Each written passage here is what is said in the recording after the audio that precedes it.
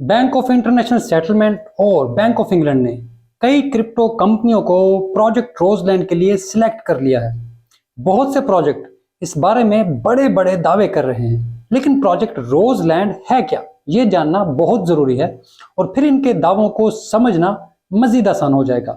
Quant समेत कई projects को ये कामयाबी मिली है और मैं इस सब का एहतराम करता हूं, लेकिन मैं सीबीडीसीज को दुरुस्त नहीं समझता। खैर, मेरा आज का मौजूद सिर्फ आपको प्रोजेक्ट रोजलैंड के बारे में समझाना है, ताकि आपको अंदाजा हो कि ये क्यों एक खतरा है और ये प्रोजेक्ट क्यों क्रिप्टो मार्केट के लिए अच्छे नहीं है। मैं हूं अली रेहान, आप देख रहे हैं क्रिप्टो बाबा।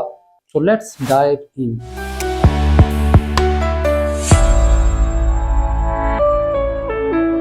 सबसे पहले ये समझ लें कि बैंक ऑफ इंटरनेशनल सेटलमेंट्स दुनिया के मरकजी बैंकों का मरकजी बैंक है। यानी जब दुनिया के किसी मुल्क के मरकजी बैंक को कोई मसला होता है तो वो बीआईएस के पास जाता है। वैसे वो आईएमएफ वगैरह के पास भी जाते हैं, लेकिन बीआईएस ज्यादा ताकतवर बैंक है क्योंकि ये मरकजी बैंकों के रूल्स बनाता है, इनकी बहुत सी पेमेंट्स को सेटल करता है, यहां तक कि बहुत से मुमालिक को अदायगी के बगैर ही सेटलमेंट की सहूलत देता है। खैर, इस बैंक पर मैंने एक मुकम्मल वीडियो बनाई हुई है, अगर आप चाहें तो वो देख सकते हैं और इसके बारे में मजीद जान सकते हैं। बीआईएस ने सेंट्रल बैंक डिजिटल करेंसी का एक प्रोजेक्ट शुरू किया था ताकि ये देखा जा सके कि सीबीडीसी किस तरह से कामयाब हो सकती हैं। इस प्रोजेक्ट को रोजलैंड प्रोजेक्ट का नाम दिया गया। इसके जरिए एक ऐसी सीबीडीसी को लॉन्च करना है जिसकी मदद से आम लोग ऑनलाइन कैश रख सकें और उन्हें आम जिंदगी में इस्तेमाल भी कर सकें। यानी क्रेडिट कार्ड्स के बगैर आपके पास पैसे मौजूद हों और आप ऑनलाइन और ऑफलाइन इसे इस्तेमाल कर सकें। इस सेंट्रल बैंक डिजिटल करेंसी को इस्तेमाल करने में आपको कोई मुश्किल भी ना पेश आए और इसके लिए एक पायलट प्रोजेक्ट शुरू करने का फैसला हुआ, जिसके लिए लंदन का इंतखाब किया गया। यूं फिर बैंक ऑफ इंग्लैंड और बीआईएस के ताउन से ये प्रोजेक्ट शुरू हुआ और एक साल पहले एवलांचे, क्वांट, सोलाना, इथेरियम समेत तमाम कंपनियों के डेवलपर्स को बुलाया गया ताकि वो इसमें अपना किरदार अदा कर सकें और इस सीबीडीसी को लॉन्च करने में मदद दें। इसके तहत एक एपीआई डिजाइन की गई। ये सीबीडीसी का टेस्टिंग प्रोटोकॉल है। हम इसे आसानी के लिए एक फर्जी करेंसी कहते हैं जिसका नाम एपीआई है।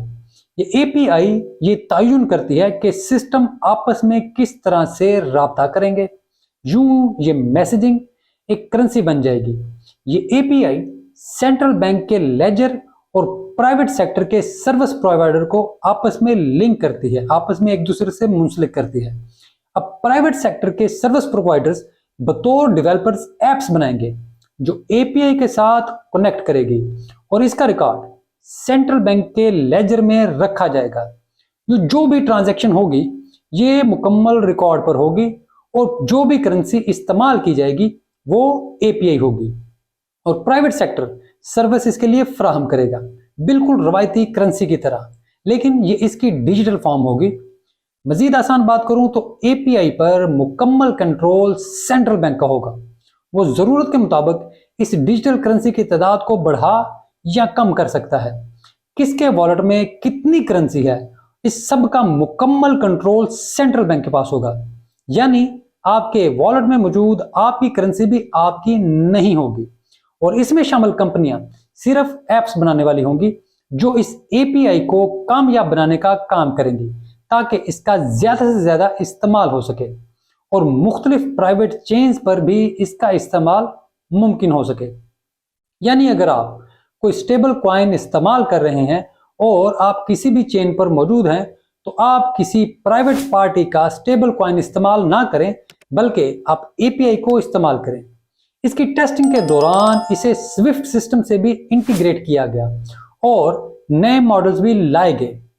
अगर आप मेरी वीडियोस को रेगुलर देखते हैं तो आपको याद होगा कि मैंने लिंक वाली वीडियो में बताया था कि लिंक कंपनी स्विफ्ट के साथ काम कर रही है, तो लिंक भी सीबीडीसी के लिए प्राइस फीड की जरूरत को पूरा करने के लिए यही काम कर रही है, जैसे क्वांट बीआईएस के लिए एप्स बना रही है। इसमें कुछ एप्स कुछ मौजूदा ऐप्स की इंटीग्रेशन है और कुछ ऐप्स के नए यूज केस भी बनाना शामिल है। ये सब कुछ बिल्कुल एक नया तजुर्बा है, तो अभी तमाम यूज केस वाजे नहीं है, लेकिन बहुत सी क्रिप्टो ब्लॉकचेन्स के प्रोजेक्ट अब सीबीडीसी के साथ भी काम कर रहे हैं। जैसे क्वांट एक ऐप तैयार कर रही है जिसके तहत कस्टमर और किसी भी दुकान में मुआहदा हो सकेगा, और पेमेंट सिर्फ तब होगी जब कस्टमर को उसकी चीज, उसने जो प्रोडक्ट डिजायर की है वो मिल जाएगी और वो उससे मुतमईन होगा। लेकिन ऑर्डर के वक्त ऐप दुकानदार को यकीन दहानी कराएगी कि अगर तमाम मुआहदा मुकम्मल हुआ तो वो ऐप पैसे देने की पाबंद है और इसकी गारंटी भी देती है। ऐसे बहुत से मुआहदों को सीबीडीसी पर टेस्ट किया जा रहा है, लेकिन ये तमाम ऐप्स मौजूदा सिस्टम को मजीद खौफनाक बनाती हैं। ये तमाम चीजें डिसेंट्रलाइजेशन और क्रिप्टो के बुनियादी नजरिए के खिलाफ हैं। इसकी वजह से तमाम कंट्रोल एक बार फिर हुकूमत के पास चला जाएगा, वो जिसके पैसे चाहेंगे जब्त कर लेंगे। आपको नुकसान पहुंचाना मजीद आसान हो जाएगा। अब एक दिन उठेंगे और आपको पता चलेगा कि हुकूमत चाहेगी कि आप अपने पैसे खर्च ना करें, तो आप ये काम नहीं कर पाएंगे। शख्सी आज़ादी तरक्की याफ्ता मुमालिक में सबसे बुनियादी मसला है, लेकिन हमारे जैसे गरीब मुमालिक में ये अहम मसला नहीं है। इस वजह से लोग इन चीज़ों पर बुरा नहीं मानते, लेकिन पाकिस्तान के हालिया वाक़यात शायद आपको ये सोचने पर मजबूर करें कि आपको इस मुल्क में एक रेजिस्टेंस वाले फाइनेंशियल सिस्टम की ज़रूरत है, जिससे रियासत बराह रास्त नुकसान ना पहुंचा सके, जिसे रियासत कंट्रोल ना कर सके, जिसका गला दबाकर आपसे वो काम ना कराए जा सके जो आप नहीं करना चाहते। ये इंतहाई अहम काम है। मेरा काम आप तक बेहतरीन मालूमात पहुंचाना है, जो मैंने कर दिया। अब फैसला आपने खुद करना है। उम्मीद है कि आपको मेरी ये कोशिश और ये वीडियो अच्छी लगी होगी। अगर ऐसा है तो वीडियो को लाइक ज़रूर करें और अपनी राय का कमेंट में भी इजहार करें। अपने दोस्तों के साथ भी इस वीडियो को शेयर करें ताकि मेरा ये पैगाम मज़ीद आगे तक फैल सके। और यहाँ पर मैं एक और बात करता चलूँ, मैं अक्सर अपनी वीडियोज़ में कभी ना कभी किसी ना किसी तरह से मूवीज़ का भी जिक्र करता रहता हूँ। इस साल बुनियादी तौर पर मुझे 2 मूवीज़ का इंतज़ार है।